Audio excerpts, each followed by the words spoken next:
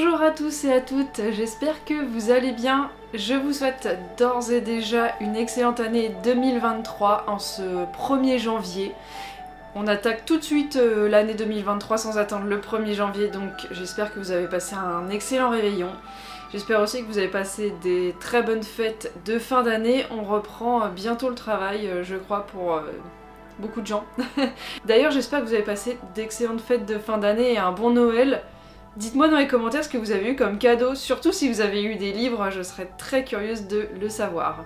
Comme je le disais, on commence direct l'année 2023 par un book haul. J'ai décidé en fait de faire cette vidéo parce que comme ça je vous présente les livres que j'ai reçus fin décembre. C'est des achats que j'ai fait vraiment sur la fin décembre parce que j'avais beaucoup de choses à lire déjà, comme vous l'aviez vu dans mon vlog du mois de novembre. Et puis j'ai aussi eu des livres à Noël, donc du coup c'est l'occasion de vous présenter mon book haul de janvier 2023, donc on y va, j'espère que ça va vous plaire.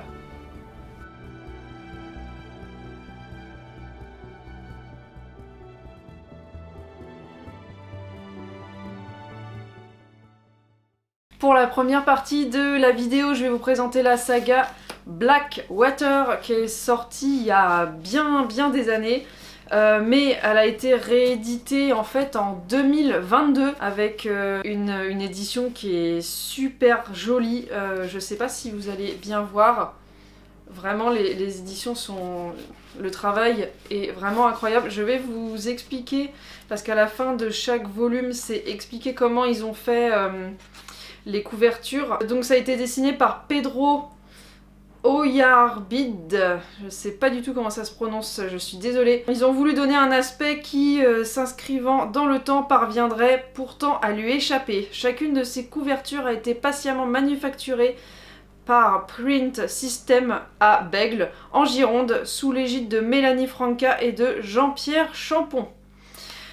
Le travail a été effectué jusque sur les tranches, donc quand on les aligne, ça rend vachement bien. Donc voilà pour la couverture, et je pense que c'est vraiment à cause des couvertures qu'il y a eu un sacré engouement là-dessus en 2022, parce que comme je vous le disais, en fait c'est une saga qui est sortie, je crois, si je dis pas de bêtises, dans les années, voilà, en 1983, pour le tome 1. Pour ceux qui connaissent pas, en fait il s'agit... c'est fantastique en fait, parce que le cadre est réel, c'est une vraie ville, ça se passe aux États-Unis avec un cadre historique plus ou moins réel. Mais le reste de l'histoire est tout à fait fictif. On va suivre l'aventure de Elinor, l'un des personnages... vraiment principaux de l'histoire. En fait elle arrive dans un hôtel et il s'avère que la ville a été prise par une crue de la rivière Perdido qui encercle en fait la ville.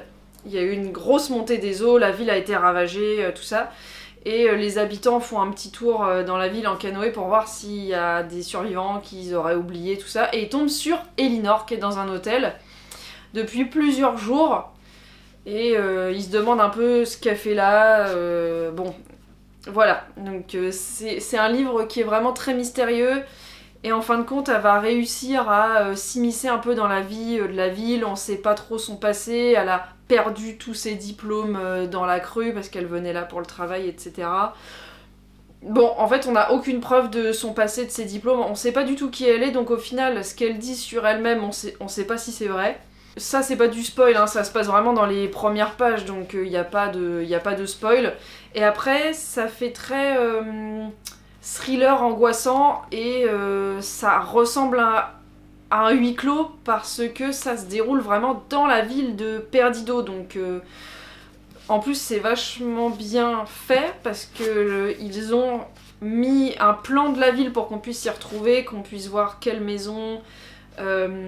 est situé où par rapport aux rivières donc de Perdido comme je le disais, mais aussi de la rivière Blackwater. Et on va très vite dès les premières pages comprendre que Elinor a un lien très étroit avec la rivière. Et là je vais pas vous en dévoiler davantage parce que là je vais vous spoiler, mais bon, dès les premières pages on sent le truc bizarre. Là j'en suis bientôt au volume 3, ça se lit hyper vite, l'histoire elle est hyper captivante, par contre ça devient glauque à la fin du tome 2, ça devient un peu glauque. L'atmosphère déjà elle est un peu lourde dès le tome 1, mais alors à la fin du tome 2 vous allez voir c'est un feu d'artifice de glauquerie on va dire. Et le tome 3 je ne sais pas vu que je ne l'ai pas encore lu, mais au vu de la couverture, c'est-à-dire des têtes de mort partout avec une maison avec des verres brisés et à l'arrière il y a des squelettes, j'imagine que ça va être que ça va aller de mieux en mieux.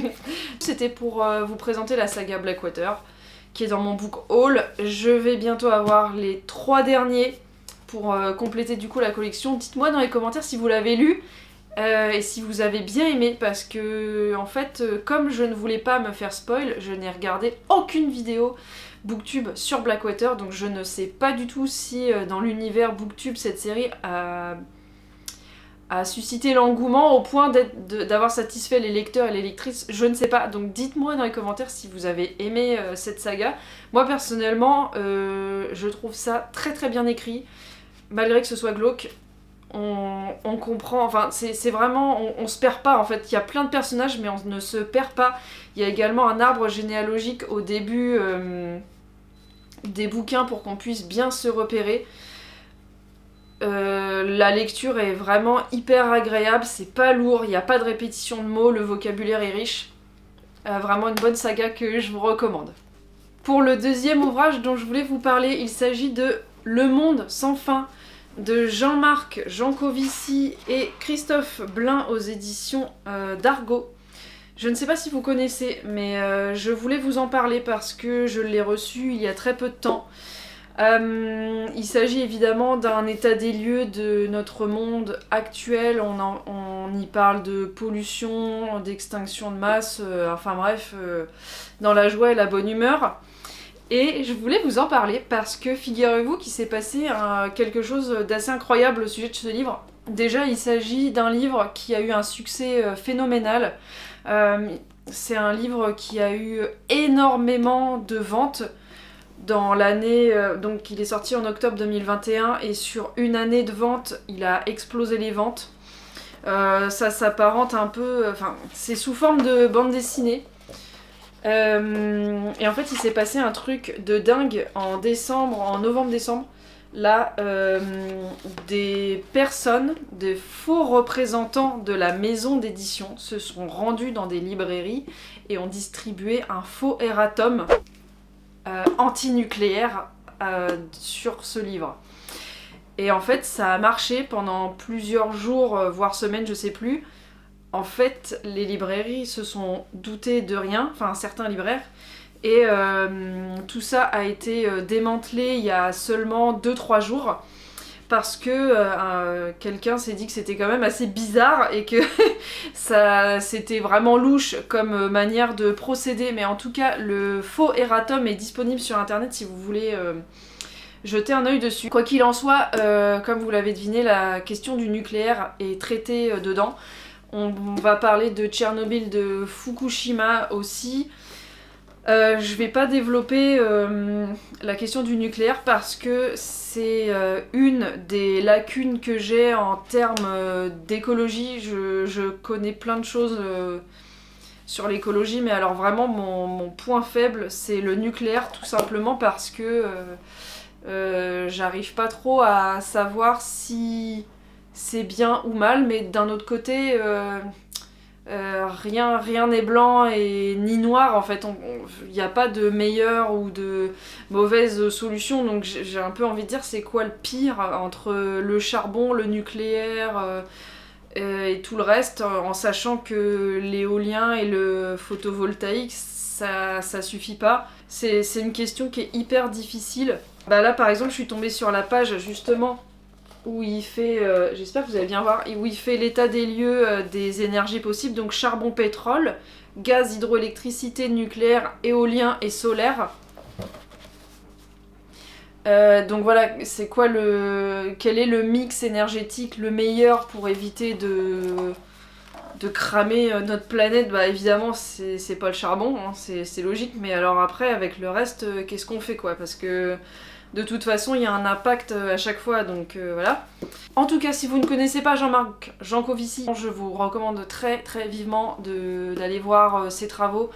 C'est un monsieur qui travaille depuis plus de 20 ans dans l'étude du dérèglement climatique, qui essaye de faire entendre raison par ses travaux, voilà, pour tendre vers un avenir un petit peu plus vert, un peu moins catastrophique. C'est une BD qui est vraiment disponible pour tout le monde, mais cette BD là, elle a l'avantage d'être clair et accessible, ce qui n'est pas le cas de certains ouvrages où, comme c'est écrit par des scientifiques, des ingénieurs, bah on va pas se mentir, des fois c'est un peu compliqué à comprendre. Lui par contre, pour le coup, Jean-Marc Jancovici, il a vraiment un discours qui est accessible à tout le monde, donc voilà, je voulais vous présenter ce livre, et dites-moi si vous l'avez lu ou si vous en avez entendu parler de cette folle histoire du faux erratum, parce que c'est quand même un truc de fou, hein. Pour le troisième ouvrage, je voulais vous présenter L'autre horizon du monde, un ouvrage pensé par Franck Seguin. Les textes en revanche sont de Stéphane Lhermitte et Christophe Onodibio, et bien évidemment la préface, elle est signée Guillaume Néry. Donc si vous savez pas qui c'est, Guillaume Néry, c'est un grand champion d'apnée, voilà, très très connu dans le milieu de l'apnée. Dans cet ouvrage, on a plein de photographies incroyables de Franck. Si vous connaissez pas le travail de Franck Seguin, vous pourrez retrouver son travail très facilement sur YouTube. Il a fait des photographies pendant les compétitions, mais aussi autour du monde avec des grands cétacés. Bah voilà. Cette photo-là, c'est une des plus connues de Franck. Je suis complètement fan de Franck Seguin. En fait, c'est sa faute. Si maintenant je suis photographe sous-marin, donc Franck, si tu passes par là, ce qui m'étonnerait. Voilà. Un jour, je suis tombée sur une conférence de Franck Seguin au salon de la photo, et en fait, je suis tombée en admiration devant son travail. Et je me suis dit, mais c'est exactement ça que je veux faire. Et c'est drôle parce qu'à l'époque, j'étais extrêmement phobique de l'eau, donc pour en arriver là, c'était un petit peu... ça a été un peu le chemin de croix, mais voilà, du coup maintenant, non seulement je fais des photographies sous l'eau, mais en plus je suis apnéiste, donc voilà. De quoi ça va parler dans ce livre? Du monde sous-marin que nous, les êtres humains, on connaît mal en fin de compte. Ça dédiabolise un petit peu ce qu'on peut trouver dans la mer, et ça montre tout ce qu'il y a de beau dans l'eau. Donc si jamais vous avez l'occasion de le feuilleter, ou de l'emprunter, ou de l'acheter, pourquoi pas, vous allez avoir un autre regard sur la mer, et pourquoi pas sur l'apnée, on sait jamais. Et surtout, Guillaume Néry écrit également des bouquins. J'ai reçu son dernier, Nature aquatique, en septembre. Et lui, c'est pareil, il parlait énormément de la mer, parce que lui, c'est un monsieur, Guillaume Néry, qui a vécu à Nice, donc forcément c'est un petit poisson. Et il parle de la mer avec vraiment beaucoup de poésie, il en parle très très bien. C'est très beau à lire, ses ouvrages aussi sont super, donc si vous connaissez pas Guillaume Néry en tant qu'écrivain ou en tant qu'apnéiste, tous les deux, je vous conseille vraiment d'aller voir son travail, ça vaut vraiment le détour. On arrive à la fin déjà de ce book haul.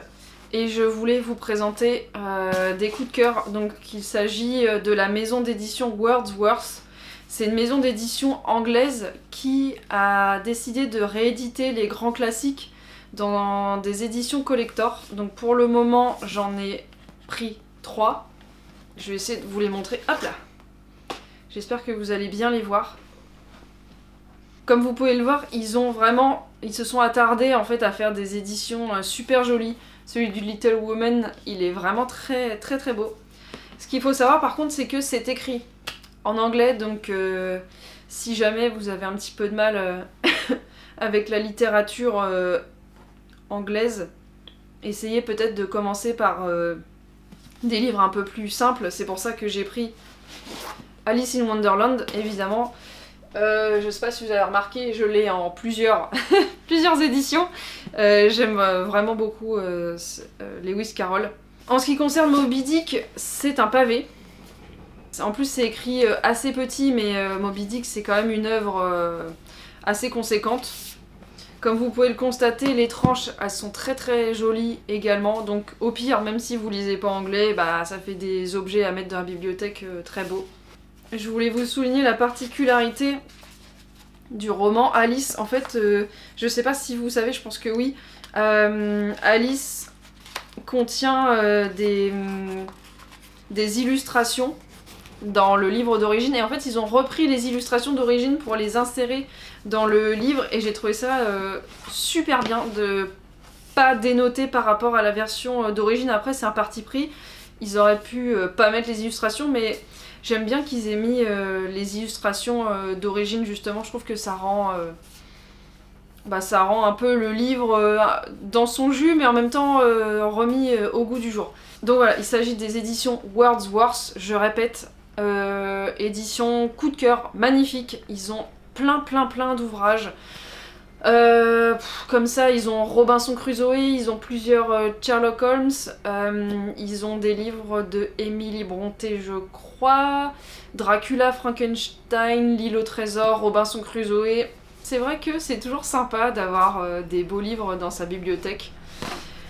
Je crois que c'est une maison d'édition qui n'est pas très connue en France, car quand je suis allée les commander à ma petite librairie là de ma ville, en fait ils connaissaient pas, donc du coup j'étais assez surprise, mais du coup ça leur a fait une belle découverte, donc je suis assez contente.